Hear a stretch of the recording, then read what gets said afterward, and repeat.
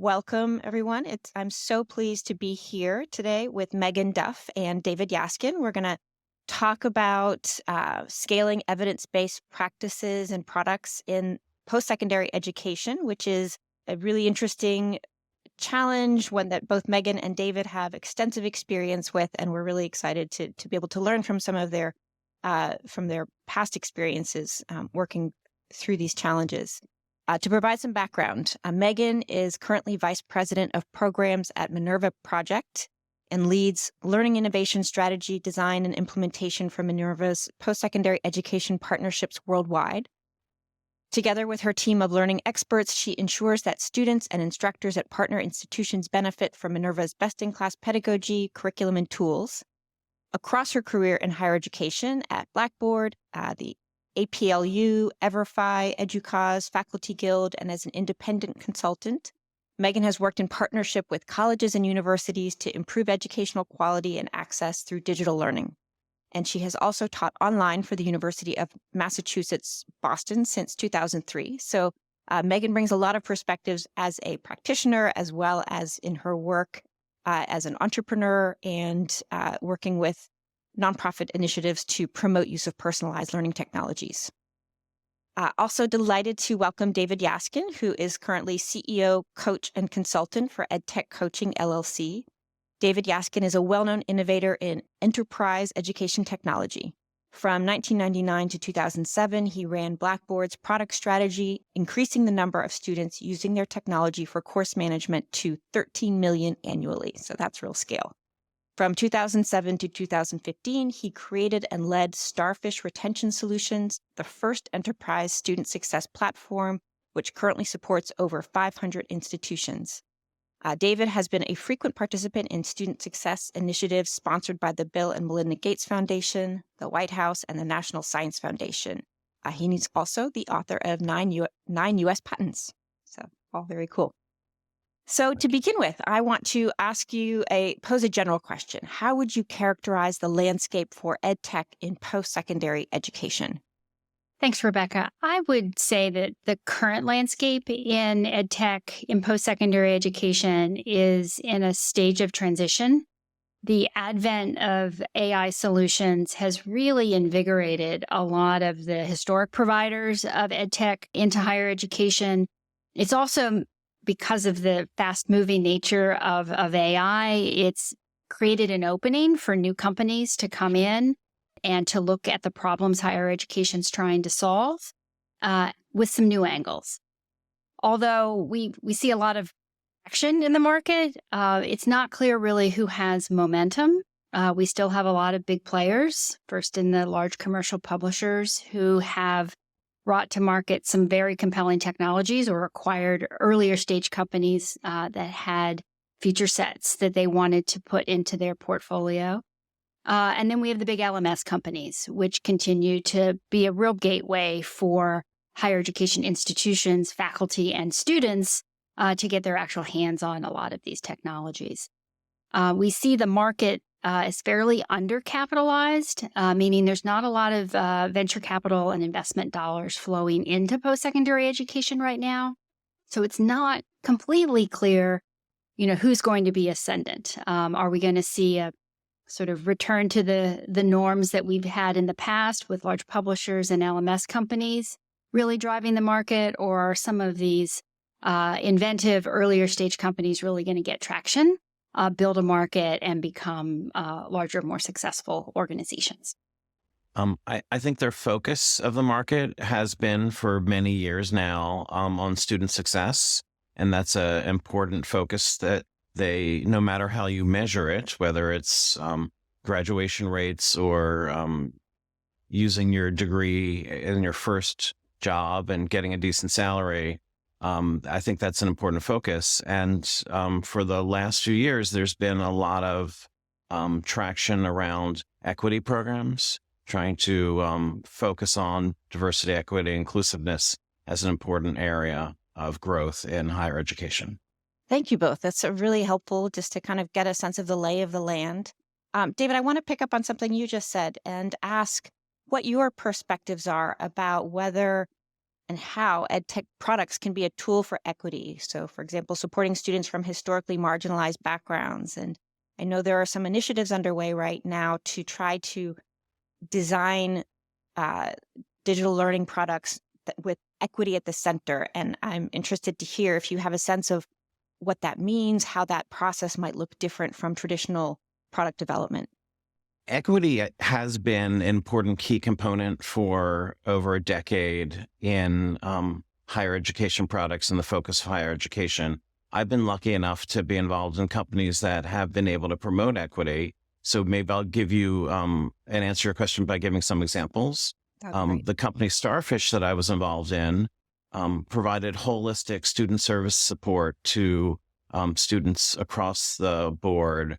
And one of the things that we discovered is that first generation students, which make up 43% of students entering college, their parents did not go to college, that they often are reluctant to show the institution their problems and challenges. They feel like if they're identified, maybe that'll be a way in which they will get weeded out of school. However, when your parents went to college, you understand that there are a vast amount of resources available.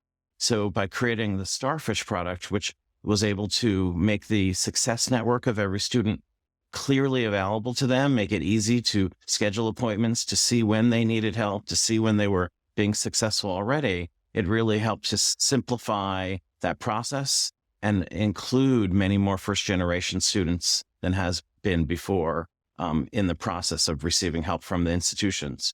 Similarly, the product that I was involved in, Faculty Guild, was focused on improving pedagogy so that if you were a part-time student, if you had many, many distractions and less time to focus, the quality of instruction was such that it could be more engaging, it could be more relevant to your background, which may be different from others at the institution, that these teaching skills brought in through technology and through hard work of faculty was able to really allow for typically marginalized groups of students to benefit in ways that had a bigger impact on them than any other student. Great. Meaghan, anything to add? I'd say that one of the impacts in the last 10 years has been the flow of philanthropic dollars into post-secondary education with a specific focus on historically marginalized populations, whether that's through Lumina or the Bill and Melinda Gates Foundation or others. The combined impact of those investments has begun to shape the technology products that are coming to market. They have been successful in bringing people of color into the development cycles as product managers. They have invested on the campus side in institutions that are serving large percentages of historically marginalized people in ways that we're building a critical mass of experience that will largely benefit, I think, one day all of higher education, but is having a disproportionate impact already on what we're seeing in terms of impact on these students. I think it remains to be seen if they can keep pace. We know there is a demographic cliff coming in higher education, and it will be increasingly important for all institutions to reach out and recruit a type of student they may not have welcomed in the past as their ideal student. So it will be interesting to see whether or not the technology is an enabler of that process, or maybe somehow disconnected from it, which I think would be a real disappointment. Mm-hmm.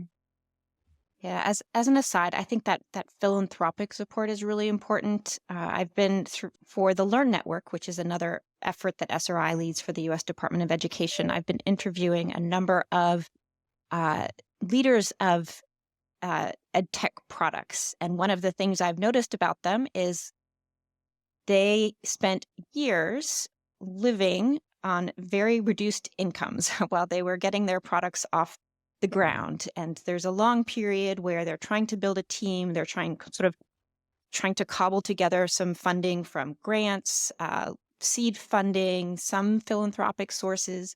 But a really important factor for some of them was that they had worked in the private sector before launching these enterprises, had some personal resources that they could rely upon for during those years when they were not receiving a lot of income. And that's just not, that's just not feasible for most people. And I think the lack of support for entrepreneurs who are developing these kind of mission-driven products could really limit the diversity of people who are leading these enterprises, and thus the their understanding of the lives of students that they're aiming to serve and the communities they aim to serve. So I think having that philanthropic investment that hopefully is enabling, as you said, enabling those development efforts to bring together more diverse leadership is really valuable. I think the EdTech incubators as well and accelerators are doing a similar thing. It's no longer that you call up your father's friend and meet a venture capitalist. Now you can meet venture capitalists by enrolling in these programs. They provide some financial support for the participants. It really makes it a much broader access to become a great developer within higher ed. That's a great point. So, Meaghan, you identified a number of challenges that face aspiring entrepreneurs in the post-secondary education landscape, that you have these LMS gatekeepers, the lack of capitalization. What advice would you give aspiring entrepreneurs who are launching EdTech companies into this landscape about breaking into the market? Oh, such a great question. I think it depends in part on whether you are selling to the enterprise. So are you a business-to-business company focused on perhaps an annual subscription license sale to an institution or a higher education system in, say, a state? And if you are, it is important to build relationships at the highest level within those institutions that you can achieve. So if you have teaching and learning focused educational technologies, you want to really think about the provost's office. And large institutions, it could be vice chancellors focused on different elements of academic affairs, undergraduate education, general education. If you are a B2C company, you want to think about how can you market your solution broadly to the types of students that are going to be most resonant with the technologies that you're offering and the pains that your solution's going to solve for them. And how do you then do so at a price point that is going to enable them to not just access your product and use it one time, but to have an ongoing relationship with your company, right? So you need to think very deliberately about what's the cost to acquire an end user, a student user of my platform, and then to maintain or sustain that subscription over time. It can be very difficult. Historically, the most successful companies in post-secondary education in the United States have been B2B companies that have sold at the enterprise level, usually on an annual subscription basis with multi-year contracts. The sales cycles for those kinds of relationships can be quite long. And so we usually think that coming into a conference, for example, where you're talking to lots of different prospective buyers, trying to figure out, what are the institutions that are likely to champion your kind of product, take a stage at a subsequent conference, have faculty who will present with you on the success of the solution that they've piloted with you, and then really be able to amplify those benefits to their peer institutions. Selling in higher education for an early stage company with a passionate entrepreneur is a really, it is an effort that takes just a lot of diligence and determination. There will be many doors that will shut, but it is a big market and you can get important doors to open, but you want to think really hard about which institutions are you investing in, your own time, and are they likely to be advocates for you and tell your story down the road? Because those are going to be the most valuable early clients that you can get. I want to come back to the enterprise option, because David, I think you have exceptional experience with that. But before we do that, I wanted to come back to your B2C and B2B terminology, which I understand is business to business and business to consumer. But my understanding is that post-secondary is a little more complicated because you have this agency issue where faculty are often making choices about what students should Mhm. buy for their classes. So can you say a little bit more about how entrepreneurs should think about who their customers are and whose needs they should really be most focused on when they're trying to break into a new Well, market? I'd invite David to come in here as well. So I'll answer briefly. In a B2B business, you want to think of your faculty as users and adopters first, but they are not the payor. They are not the person that is going to pay out of pocket for that solution. It will either be licensed by their institution or more typically a fee that their students will pay to get access to the technology or other content that might flow through that technology. So you need to think of those as your first gateway client, because without them, you will not have access to the larger market of students that would be using your solution. But at the end of the day, it really matters whether the institution will enable your product on their platforms, particularly their LMS platform, and whether you have good integration capabilities between your solution and the LMS or the other systems of record that the campus will be using across the institution. Yeah. I think the question is not whether faculty will use your product, but whether the CIO and the chief academic officer believe faculty will use your product. And can you elaborate on that, David? Because we often think of faculty as having autonomy over what materials they use in their classrooms, maybe what technologies they use in their classrooms. Why do they need the CIO to buy into what they want to do? For security reasons, for scalability reasons, for cost reasons, centralized enterprise technology is becoming more and more pervasive. I remember a meeting with UCLA at EDUCAUSE many, many years ago, and they were proud to talk about their 12 different course management systems they had on campus.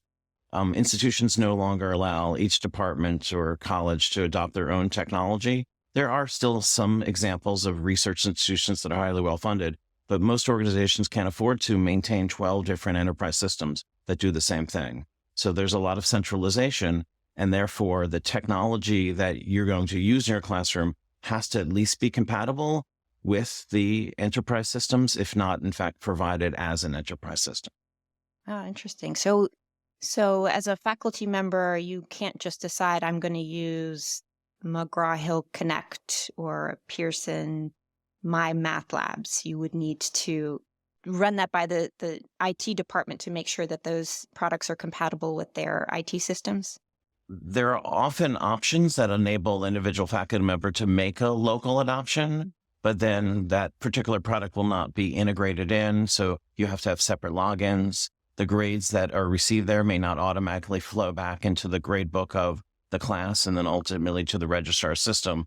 Those kinds of enhancements often will drive the faculty to not just maybe start out experimenting. And higher ed loves innovation. They love experimenting, but ultimately there is a shift towards a central approach towards many of these kinds of solutions. Interesting.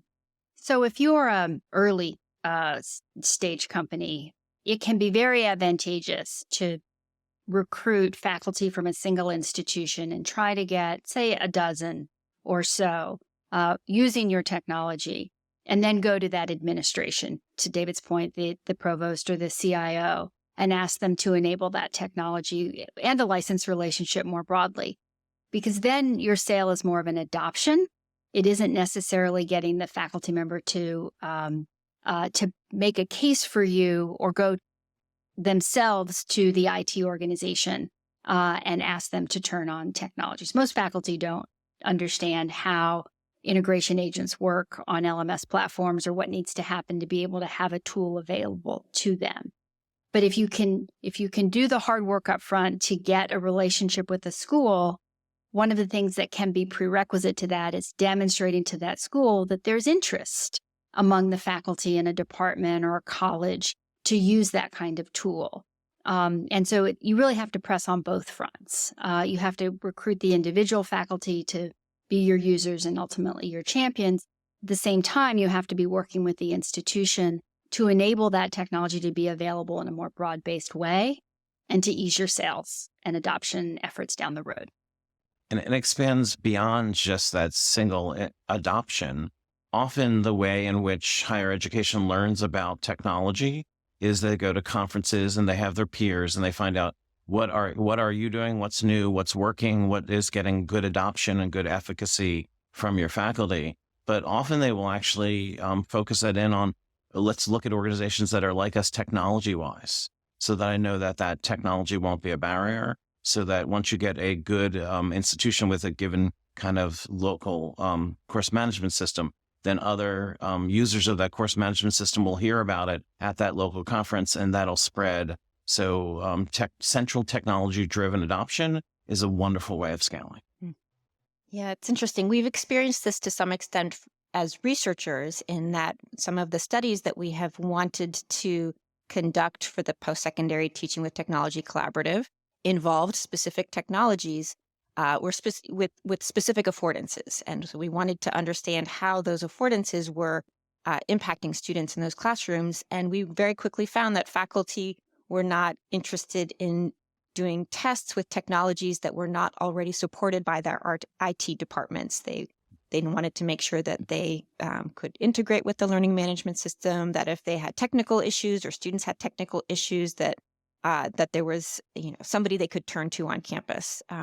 So I think your point about needing to have central support or buy-in from the CIO and that unit, that really resonates. Yeah. But I want to say, though, many institutions are willing to innovate and adopt new technology. So while it is important to have a connection and interoperability with these central components, it doesn't mean that you are shut out from introducing new ideas, because both faculty, chief academic officers, CIOs, they want to be on the cutting edge. They want to do what's best for the students and what's new and what is based on the research that's out there today. So that innovation will help you drive adoption too.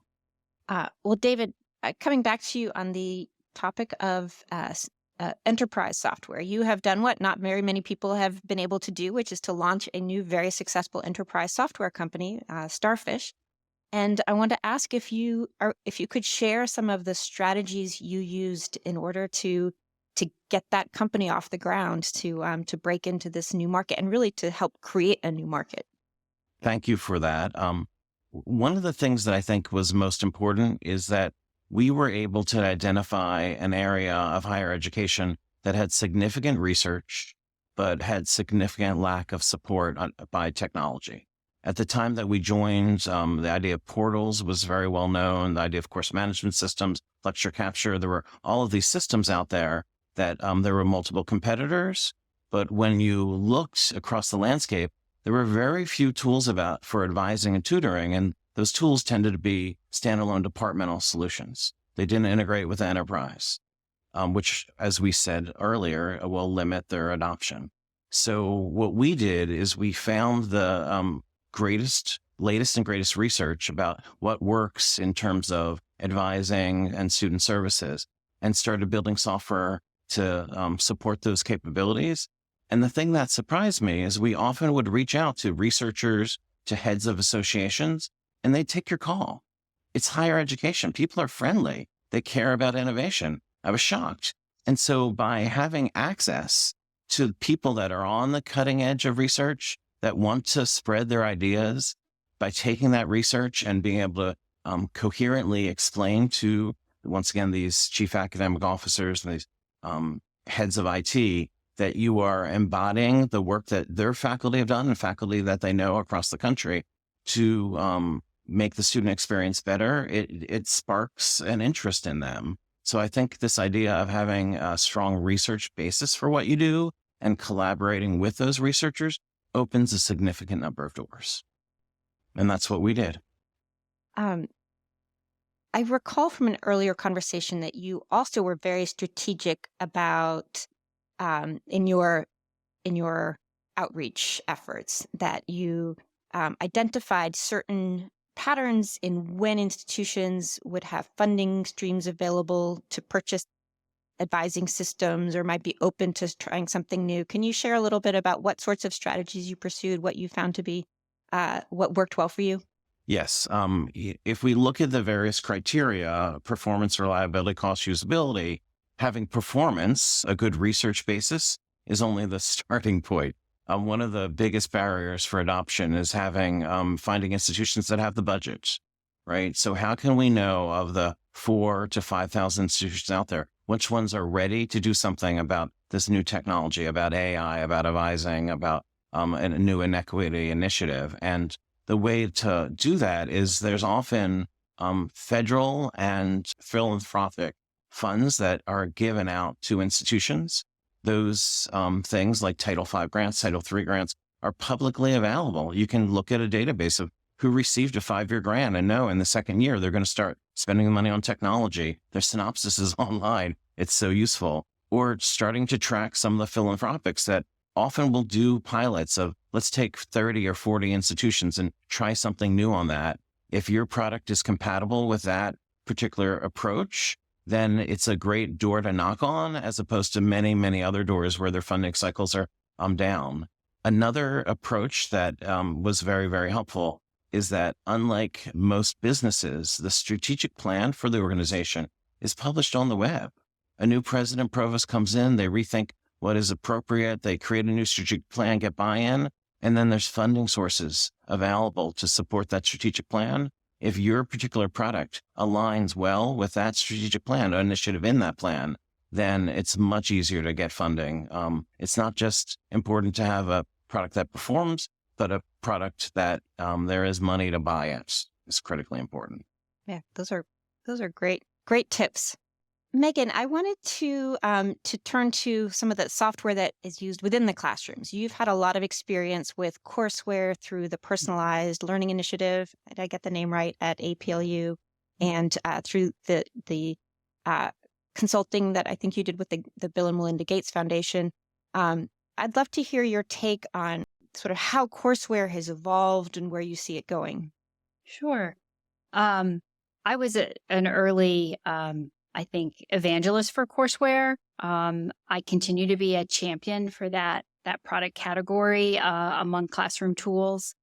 We know from the research conducted by SRI and Titan Partners and other organizations that the efficacy of those products is quite high, particularly when they have had several cycles of development and improvement over time. And we also know from the experience of the COVID-19 crisis that faculty and students who were using courseware already found the transition to fully distance education and virtual learning to be much more manageable than those faculty and students who had been in a primarily face-to-face or even exclusively face-to-face environment. I will say that I have been surprised that courseware has not been more ascendant following the pandemic as a result of those learnings and the experiences that people had. Part of it, I think, relates to the fact that many of the initial companies that were active in the courseware space have been acquired by larger companies, particularly commercial publishers, and they may or may not be marketed as a flagship tool any longer and may simply be a product or even now an enabling technology in a larger portfolio of more content-focused solutions. I think we are also finding that the adaptive courseware and the promise of adaptivity to be able to take content together with embedded assessment and present learners with an experience that's going to, meet them where they are and help remediate them in place, give them a kind of formative feedback as they're working through the content in the courseware, has largely been subverted by the promise of AI. And vendors are now really thinking about less, how do I make my technology adaptive? And rather, how do I make my technology, powered by AI, or in some cases, AI resistant, depending on the focus of the tool. And so I won't say that I think the innovation stopped on the courseware front, but it is possible that the energy around courseware has shifted into other directions. I think of my own use of courseware as something that I will continue to do. But I have married the courseware products that I've used with other AI-powered technologies that are serving some of the other needs that I have for my largely asynchronous courses, particularly discussion type tools that are helping students learn to write better, giving them more critical feedback as they're going through the writing process. It's really interesting.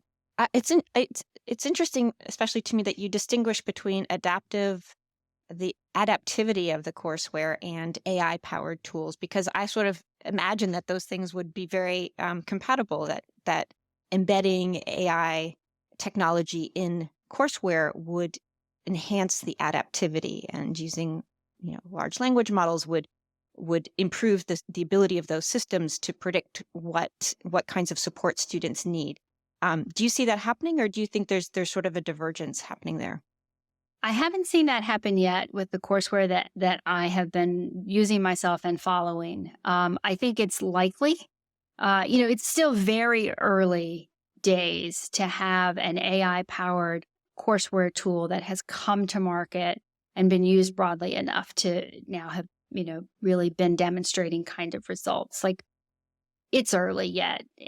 In 2 years, perhaps 18 months to 24 months, I think we'll have more insight into that, but it really will relate to where the investment dollars are going to flow. Will a company that owns a courseware tool or a company that is developing, for the courseware market choose to invest its AI efforts into the adaptive presentation of content and assessment, or they tend to go in a different direction, easing the grading burdens for faculty, helping students develop a set of skills that transcend the content focus of a particular course or unit or lesson. I think we have to really give the market some time to see how it reacts to these new AI tools, which companies survive and thrive, and how do those features make their way into the products that end up having the most mass appeal. Mm-hmm. Rebecca, part of that may be just the packaging and marketing of it. I'll give you an example. Sort of our initial research is we found that contact with a faculty member outside of the classroom was a significant factor in a student's success. So we said, let's create an office hours product that made it really easy for faculty to connect with students, and the student to know, you'll be available and be able to take notes and have great capability. And it was a great product, and nobody wanted it. Faculty simply didn't have enough interest in making office hours better. But we took that same technology and we used it for advisors, and all of a sudden it was a godsend, and so many institutions wanted it. So it's not necessarily just the technology and the algorithms, but it's the way in which it's packaged within a broader context and marketed that sometimes impacts things. So AI in one box may not be acceptable, but half of that AI in another box may be the best thing ever for an institution. Yeah, that's a really interesting story, and it brings to mind so many stories I've heard of entrepreneurs having to sort of making pivots as they develop products and find out what sticks in the market, what doesn't, and sort of iterating through a product development process. I think there's an experience that some students have, especially in online courses, where it's sort of a to-do list. And so they sort of have to work through this set of assignments, and it's just really just checking things off as they go through them. And I wonder how that might change with AI, when there are now options that students might be able to draw upon to tick off a lot of those boxes. It brings to mind a conversation I had with a high school student about how they would feel about their teacher using these sort of automated tools to give them feedback on their essays. And this student said, well, that doesn't make much sense to me, because then you'll have students using ChatGPT to write their papers, and you'll have teachers using AI to grade the papers. And so nobody's really getting anything out of that, which reminded me of, I think, what Ezra Klein has called the boring apocalypse scenario with AI. But I think it does sort of call attention to or maybe renew the importance of figuring out how to inspire students about what they're learning in these classes, as opposed to just all the boxes they have to tick off to get through the assignments. And I don't know, Megan, if you've had any experience with this in your years Yeah, of teaching I online think we should be courses. careful to not overgeneralize from a traditional age student's point of view. Mhm. There are post-traditional age students that deeply value the checklist as they're working through required courses in pursuit of a nursing degree or a business degree, or the completion of a course that's going to allow them to enroll in a master's program.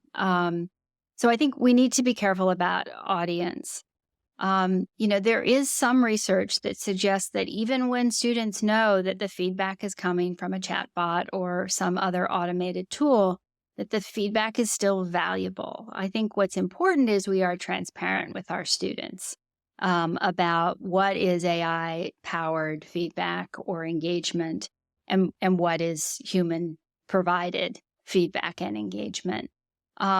What the AI can really do for an instructor in service of their learners is help them understand, what are my learners curious about and what interventions do they need to see. And instead of me sort of trying to generalize from, the demographics of my student community, my class, and throwing a dart at a board and hoping I hit some number of students with the choice I make around our topic for the day, perhaps the AI helps me understand, what are the entry points that are going to be most inspirational for my students, and gets me there faster so that it's a little less hit or miss in how I'm engaging with them with the, admittedly limited time that we have in the context of a single class period or week in a course. Yeah, that's a great reminder that our students are coming from lots of different backgrounds and lots of different stages of life, and just need different things and value different things. I wanted to go back, David. I really appreciated your description of how research was part of the sort of foundation or the inspiration for the starfish system you developed. And I wanted to ask you both if you could talk about the role you see research playing in product design and development, and how you would advise entrepreneurs, especially those who don't have a research background, to engage with research in their product design, development, and testing. Let me start out with what is not as important in higher ed, but classically very important in K-12. Having published research in randomized controlled trials or a lesser method about the efficacy of your products does not necessarily drive the kind of adoption behavior you would imagine. Higher ed wants to make sure that when they make an investment in their products, a central product in particular, that there's going to be wide adoption by their faculty. And the evidence that they're looking for is there another institution similar to mine that was a peer institution that's used that technology and seed wide adoption and seed some kind of impact? And if you can have that kind of data, which possibly could be generated through research data, but it's more important than a very clinical approach towards getting that same data. Faculty need to use the products, and if the product is in fact based on research, so that we know if you do A, B, and C, that classically that will generate the result that you're looking for. As long as your product is following those steps, then higher ed cares. So they want to see, is the basis of this solution based on research? And you can get so many amazing sources, both available online or available through great contacts with innovative researchers that are being very personable and friendly with you. But what's most important is that it ultimately makes an impact, and that you can package that impact in the terms of case studies and references so that other institutions then will adopt as well. In a very early stage of recruiting faculty, providing an opportunity for a well-positioned instructor to conduct research with you can be extremely attractive. The science of teaching and learning provides an opportunity for faculty at all different kinds of higher ed institutions to really engage meaningfully as researchers. I think we should also look not just at the feature sets of the products from a research perspective, but also the implementation of those products from a research perspective. So when you're working with your early adopter faculty partners, what kind of change management was required for them to use your solution? What are the documented best practices for implementing your technology? How can you reduce the friction for students in gaining access to that technology and having it on day one? Like these kinds of research questions are, not necessarily what we would consider to be a conventional, research question in a formal study, but will go a long way in your sales and marketing, to David's point, to help you know how to position your solution and support your partners, and then drive that broader adoption as you scale. I mean, I'll give another example where we started seeing in the Northeast of the United States, just a lot of schools come to us and saying, we heard about your product. We're really interested in it. We want to see a demo of it. And that seemed to be happening over and over again for the course of a year. And as we drilled in and we started finding out like, well, what brought you to us? We were proud and hopeful that it was our marketing that did so. But often it was this single professor who had done research with our product that just went to a lot of conferences, and they talked about our product at a lot of conferences, and a lot of people heard, and with no voice of our company at all, that simply spread the word about us and generated leads, which were very helpful. Those are great stories. I think we should probably need to wrap up, but I wanted to ask if there's anything else that you would like to say about, or think it's important for people to know about scaling EdTech in post-secondary education, where the opportunities are, how to navigate the challenges, what makes this worthwhile. Oh, I think it's worthwhile because of the impact that you can have, even in slow-moving markets like post-secondary education. We are serving 20 million plus learners annually, and that's just in post-secondary education. If you add in graduate and executive education, even more. So I think impact for sure. I also think it's a deeply exciting time to be working in technology. AI is one of those factors, but the globalization of higher education is pushing all post-secondary markets into new frontiers as we really confront what true scale means when we look at the rise of new universities in the global south and other parts of the developing world. So it's a really exciting time to work in this space. The other thing that really comes to mind around what's important to think about, and many of David's life experiences and examples highlighted this, your first idea for what your product is going to be, it may not be the product that ultimately resonates with the market or hits for you as a company. And so I think continuing to be flexible and be willing to evolve what you think the necessary solutions are, and having that flexibility be a hallmark of working with you can pay dividends down the road. It can keep you in business when your first idea may not get as much traction as you had hoped. And I would keep in mind some of the comments that Meaghan made about the difference between business to consumer versus business to business business models. In higher ed, business to business is one of the best ways to get things to scale. You sell to an institution and they have all of their 500 faculty or 1,000 faculty start using it within a few months. That's great, but it's not necessarily the best product that gets the customer. It's the product that is functional based on research, but also has great marketing and sales. So when you're thinking about, as an early stage company, where you're investing, don't forget the business aspects of hiring a quality set of salespeople.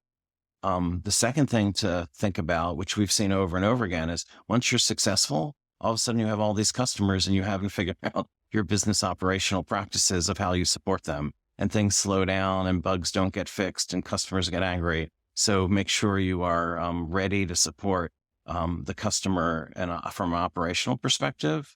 But lastly, I would say it's just, if you make all these appropriate investments and all these decisions, higher education is the engine that drives society. A student that attends a community college, gets an associate degree, is going to earn $300,000 more in their lifetime. A student that gets a bachelor's is going to earn $1 million more in their lifetime. These things are critically important. I remember when I went to an important Gates meeting, they asked what is the single factor that will determine whether a student that's low income will, in fact, when they lead their lives, get into the middle class? What gives you access to middle class?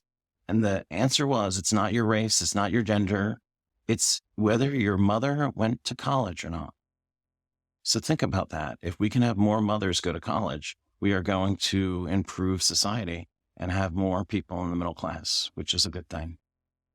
That's a very powerful observation and reminder about the importance of the work we're doing. So I want to thank you again, both of you. This has been a great conversation. I think you both have so much wisdom and experience. I'm really glad to be able to share it with our community. And so thank you. It's a Thanks for pleasure, bringing us Rebecca. together, Rebecca.